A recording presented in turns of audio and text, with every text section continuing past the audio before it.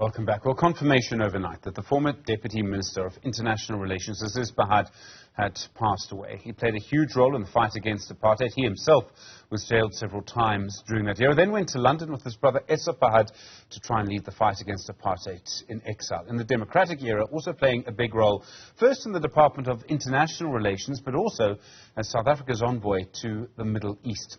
Lechesa Tsenoli is the Deputy Speaker of the National Assembly. Deputy Speaker, good afternoon to you and thank you for your time. As a journalist, I remember Aziz Pahad as always an incredibly friendly, a warm man, quite a fun character in a way, always up for a chat and a conversation about things. And you're in politics. How will you remember him?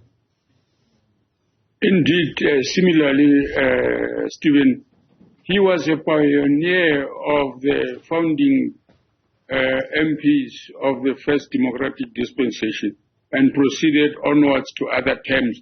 But as a pioneer MP, it was also because of his as a liberation struggle veteran. I mean, at 82, like his brother, they were critical to the history of the organization and the role it played in reaching 1994. And he was critical to the policy positions on international relations in the policies that got to be adopted relating to this particular area in which he was an expert. There was a second floor restaurant. There's a second floor restaurant in the building that burned in Parliament, where there was a table where Aziz was a permanent presence. Almost every day, wherever he was, he would come there and join some of the members there and exhibiting exactly what we are talking about. Absolutely a good sense of humor and a pleasant personality generally. So we will miss him badly as an ex-member. But even as he dies, for example, Stephen, I'm aware of some of his writings relating to what he thinks are the causes of the problems in our country today as we seek to renew our organization and the country, broadly speaking, to undo some of the wrongs that have been done in the past. So we will miss him deeply as a veteran of the organization with wisdom that grew from some of the activities you pointed out yourself. I was amazed to read this morning that, in fact, one of the subjects he studied at Wits University was Afrikaans. And he was also involved in those very early negotiations in the 1980s in London. It was really Afrikaans academics, Afrikaans business people going to London, 1985, 1986, I think it was. Thabo Mbeki was there too, I know, to meet with the ANC. I mean, it was an amazing thing to do. And I could just imagine, I wasn't there obviously, but I could just imagine Aziz Pahad walking into the room, probably greeting them in Afrikaans, and using that warm personality. I mean, sometimes a warm personality is a real asset in politics. I can just imagine him calming everyone down and just creating the space for real talks.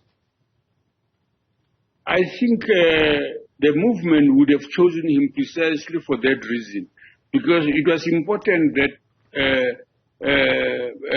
people who saw each other as enemies, if they decided to talk, it was necessary that you bring in people who honestly are very personable, they have no airs about themselves, and so are able to engage people genuinely from a good heart and a good place, even as what they are going to talk about is very deep stuff.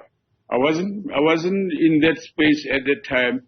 We were in the country, obviously doing other things that were significant to that process, but Aziz would have been picked up for that personality of him to be able to have strong interpersonal relations because of who he was and how he was able to do the work he did. And I think we expected more from him, just from giving account of the activities he was involved in, including writing about the current environment, because at his age, we couldn't expect him to be running around as us and others younger than us tend to do. One of the other things I think he did very well was he was able to grasp the complexities of international relations. I always found when I talked to him about it, I learned something from him. And sometimes we forget how important nuance is in international relations. But there was a really important reason why he was chosen by the government to be the envoy to the Middle East, a very difficult situation playing out there. Someone who really had a diplomatic touch and lots of experience. I guess that's why he called his book that he wrote something about the diplomacy, including diplomacy as a key theme, because I guess he learned it in his personal experience in working with his own members in the organization who were diverse from very different backgrounds, and it was necessary for him to be effective, to be able to do that properly, and then including the discussion of an even broader diversity in interacting with representatives of other countries from every kind of political party. And that's where he would have sharpened his diplomatic skills and ability to make incisive observations in the delegations that he was part of during those negotiations. I sort of wonder, I mean, you know, I wonder how he sort of feels about, how he felt about South Africa now. You referred to some of the mistakes that had been made. I imagine, like some people, maybe he was a bit frustrated by some elements and then very pleased to see how other parts of our society have changed. And our society really has changed over the last 30 years since the beginning of democracy, hasn't it? I mean, it's in many ways the society he fought for, the society he wanted. Yeah. Well, Steve, let me put it bluntly. Aziz was absolutely clear in his thinking that part of what we're confronted with is what we call counter-revolution. In other words, it wasn't innocent what is taking place.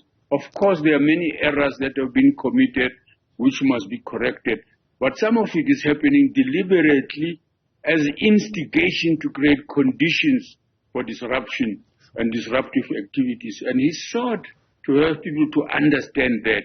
He wasn't alone in that effort.